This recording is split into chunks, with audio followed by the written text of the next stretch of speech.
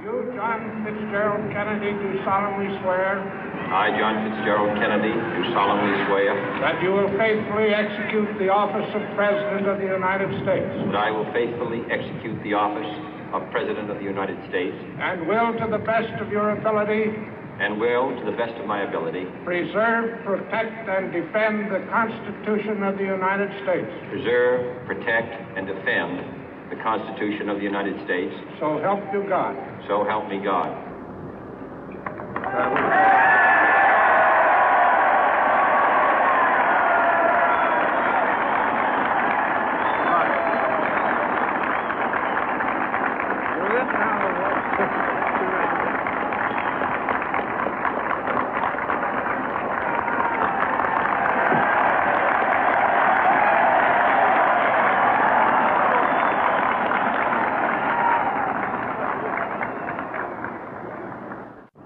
Vice President Johnson, Mr. Speaker, Mr. Chief Justice, President Eisenhower, Vice President Nixon, President Truman, Reverend clergy, fellow citizens.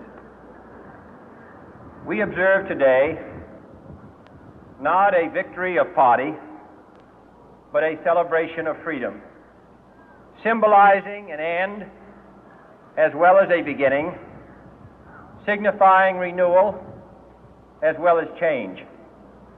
For I have sworn before you and Almighty God the same solemn oath our forebears prescribed nearly a century and 3/4 ago.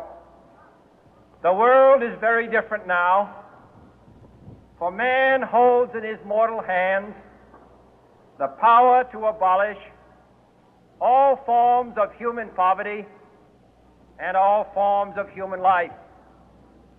And yet the same revolutionary beliefs for which our forebears fought are still at issue around the globe.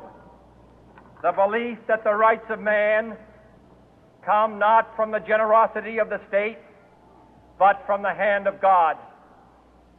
We dare not forget today that we are the heirs of that first revolution. Let the word go forth from this time and place to friend and foe alike that the torch has been passed to a new generation of Americans born in this century, tempered by war, disciplined by a hard and bitter peace, proud of our ancient heritage, and unwilling to witness or permit the slow undoing of those human rights to which this nation has always been committed and to which we are committed today at home and around the world.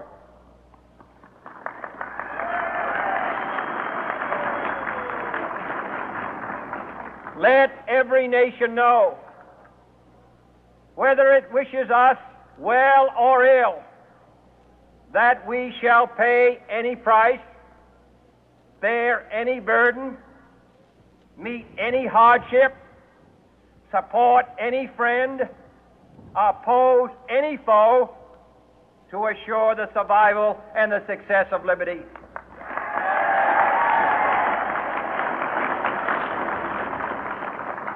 This much we pledge and more.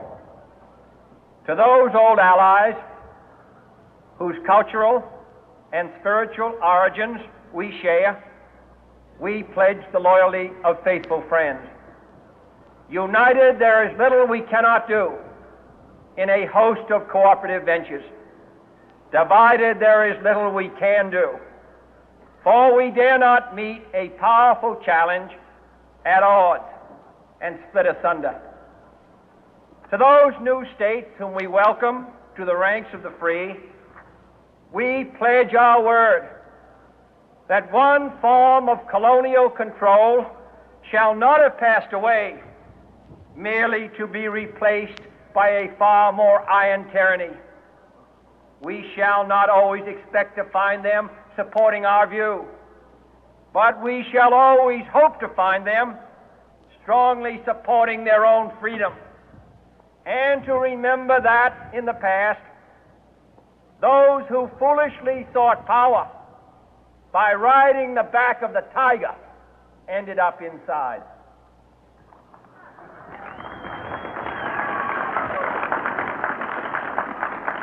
To those people in the huts and villages of half the globe struggling to break the bonds of mass misery, we pledge our best efforts to help them help themselves for whatever period is required, not because the communists may be doing it, not because we seek their votes, but because it is right.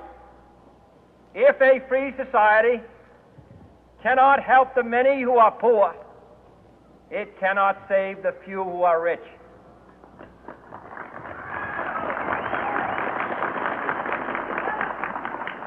To our sister republics south of our border, we offer a special pledge to convert our good words into good deeds, in a new alliance for progress, to assist free men and free governments in casting off the chains of poverty. But this peaceful revolution of hope cannot become the prey of hostile powers. Let all our neighbors know that we shall join with them to oppose aggression or subversion anywhere in the Americas. And let every other power know that this hemisphere intends to remain the master of its own house.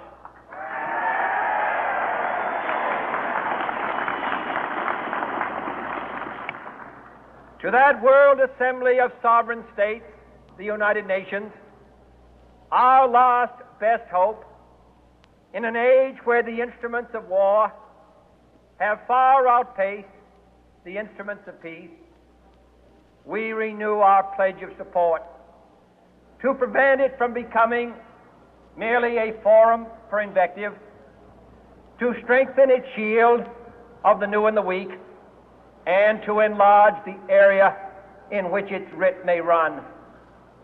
Finally, to those nations who would make themselves our adversary, we offer not a pledge, but a request that both sides begin anew the quest for peace. Before the dark powers of destruction, unleashed by science, engulf all humanity in planned or accidental self-destruction, we dare not tempt them with weakness, for only when our arms are sufficient beyond doubt can we be certain beyond doubt that they will never be employed.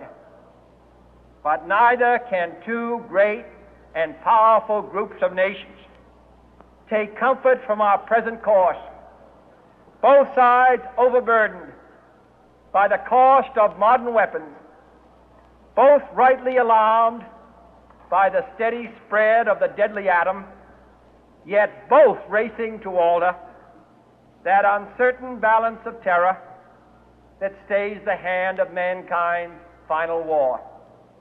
So let us begin anew, remembering on both sides that civility is not a sign of weakness, and sincerity is always subject to proof. Let us never negotiate out of fear, but let us never fear to negotiate.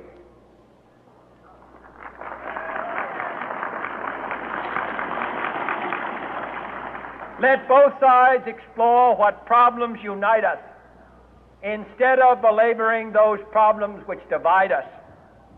Let both sides, for the first time, formulate serious and precise proposals for the inspection and control of arms, and bring the absolute power to destroy other nations under the absolute control of all nations.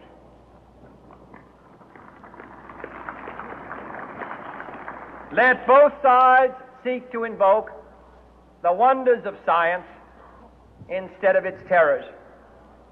Together, let us explore the stars, conquer the deserts, eradicate disease, tap the ocean depth, and encourage the arts and commerce.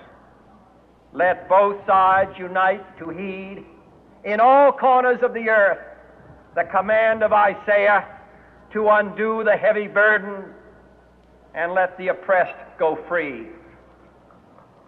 And if a beachhead of cooperation may push back the jungle of suspicion, let both sides join in creating a new endeavor, not a new balance of power, but a new world of law, where the strong are just and the weak secure and the peace preserved.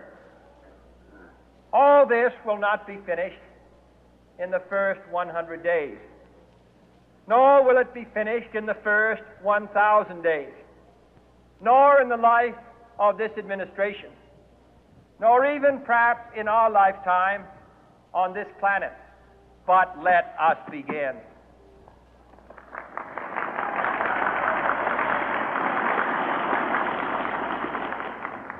In your hands, my fellow citizens, more than mine, will rest the final success or failure of our course. Since this country was founded, each generation of Americans has been summoned to give testimony to its national loyalty. The graves of young Americans who answered the call to service surround the globe.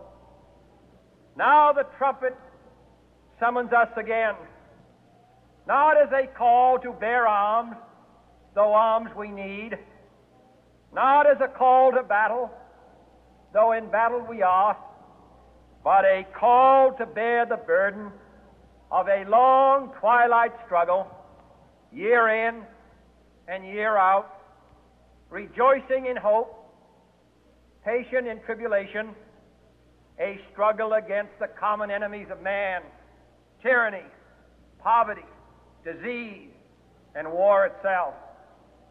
Can we forge against these enemies a grand and global alliance, north and south, east and west, that can assure a more fruitful life for all mankind? Will you join in that historic effort?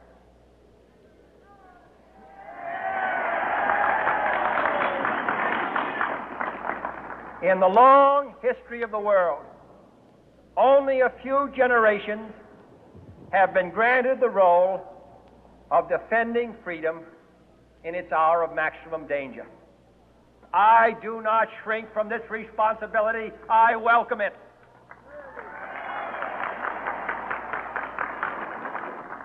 I do not believe that any of us would exchange places with any other people or any other generation